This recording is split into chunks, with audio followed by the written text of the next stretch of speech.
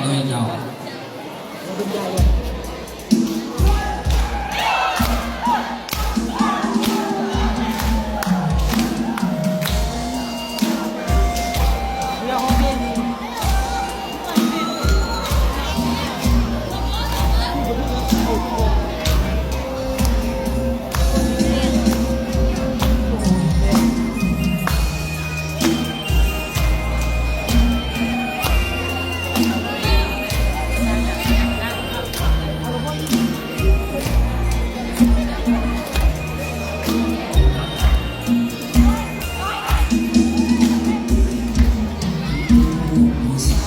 สลาวบอกไป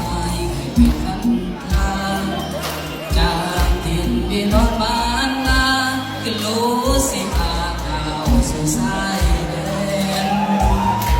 พอแม่เอาต่างก็มาผูกคอต่อแขนคิดหอดเจ้าหน้าที่แฟนไปอยู่สายแดนจักแฟนเปลี่ยนใจต้องลาลงคานไปตามนาทีเพื่อฟื้นดินเราสุขีและรวยชีวิตอายก็ภูมิใจต้องจงรอคอยอย่าใจน้อยไปมีหาไปจบกันจากอายจะกลับไปสู่โอสามใบตามประเพณีก่อนพื้น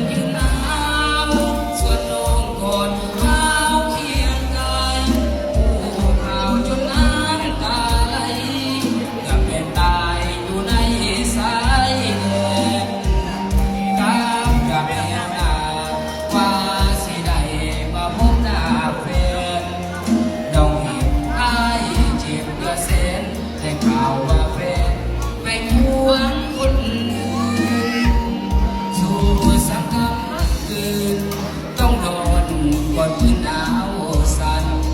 เข้าได้ก่อนน้องจอมควันล้อเลื่อนวันผมสุขสมใจอกหักจากสาวอาหารลาวบอกเคยเดินทางสุขศาสตร์ลาวสีวิไลแต่ขอยอมตายอยู่ในแนวหน้า